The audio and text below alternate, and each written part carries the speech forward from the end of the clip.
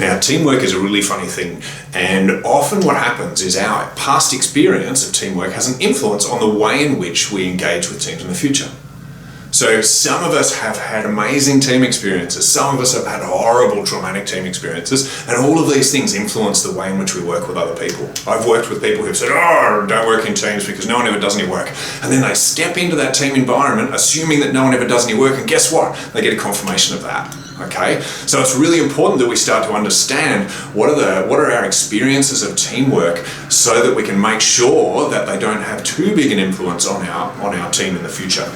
So this activity, what I want you to do is I want you to get a piece of paper out, big bit of paper, you're going to need plenty of space, teamwork experience in the center, and then draw 4 or 5 circles around it, okay? And I want you to think, what are the teams that you've been involved in? Okay, now I've been involved in lots of different teams. If I think way back, maybe it was a football team at school. Okay, I was never in a real football team. All of my football team memories were probably at school and traumatic, to be honest. But there was a football team there. I would have been involved in a team there. I'm on the board of an organisation called Orfund. We raise money and support kids in a number of countries in Africa. I better put board there so that we don't forget. Board. I was also involved in the Heathcote Community House Board, or Neighbourhood House, whatever we can call it, Neighbourhood House Board. And finally, I'm part of the Rural Health School. Now, all of these teams, as I think about them, they have very different kind of approaches, different ways of working, different levels of functionality, I guess, but they're all quite different, and so they all influence my beliefs and the way in which I engage with teams. Now, what I want you to do after you've written those 4 or 5 things is I want you to answer a few questions about each of them.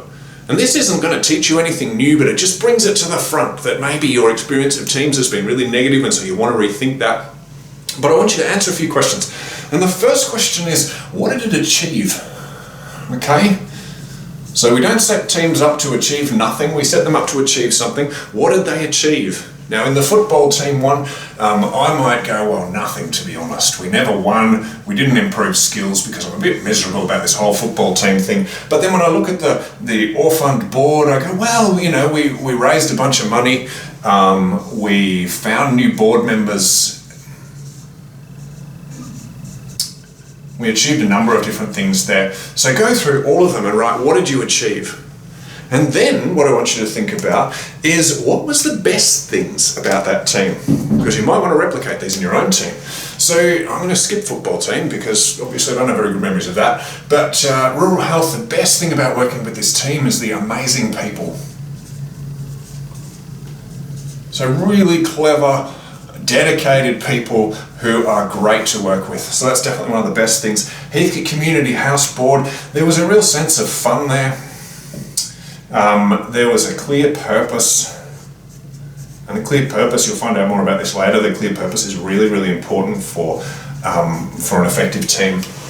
And then the Orfund Board, I don't know, there's a sense of community.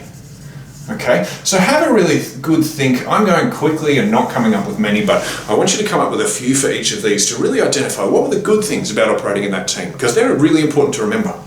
Now finally, and I've left it to last on purpose, I want you to think about what are the worst things. Don't go overboard, right? So if your experience of teams is absolutely horrendous, please don't spend the next 4 days focusing on what didn't go well. But what were the worst things about it? Now, if I look back to my football experience, maybe the worst thing was this idea of exclusion. You know, I was the tall, skinny kid with no coordination, picked last, blah, blah, blah. So maybe feeling left out, feeling like I wasn't very good. The Orfund Board, what's the worst thing? It might be about, maybe that we're still getting to know one another, okay? And so having an understanding of one another, we might be missing that a bit. The Heathcote Community House, I won't go into details, but we had some really tricky problems to solve, really messy stuff. So on the one hand, that was kind of a bad thing, but on the other hand, it gave us a clear sense of purpose. Okay, so they're connected. Rural health, I don't know, but you get the idea. Now, all of our team experiences have both good and bad things associated with it.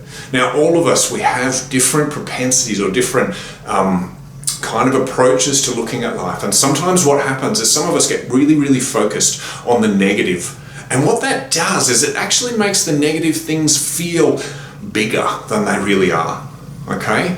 Because if we're thinking about them all the time, and we've all been in these moments where we go, oh my goodness, this music is really annoying me, and we just focus on the music and then we just forget everything else, okay? Now, by identifying the negative, that gives us some pointers as to what we might want to make sure doesn't happen to a team in the future, but also by identifying the positives, it makes us kind of think, you know what, let's focus on the positives and let's really build these strengths into the way that we do things. There is no question that teamwork is difficult. Okay, and we're going to talk a little bit about how to approach the challenge of teamwork. Teamwork is really, really difficult. Now, the reason it's difficult is because it's worthwhile. Okay, you achieve amazing things, but you're working with people that are different from you, that see the world differently, that operate differently, and sometimes you're going to butt heads with them. Okay, now if you just focus on that, it's going to drive you nuts. But if you focus on the benefit of that difference, then it'll be a totally different experience. So, in a moment, you're going to move on to the next module and you're going to be thinking about why do we bother? You know, what can we achieve with teams that we can't achieve on our own? Because I know there's at least one or two of you that are thinking, I'm going to do this on my own, I don't want to work with teams, but I'm going to try and convince you that working with other people is one of the most powerful ways to change the world, because the reality is that you are limited. You can only do so much. And I know some of you are thinking, no, I'm not going to do anything. But we're all limited and we can do a lot more if we work in teams. Thanks.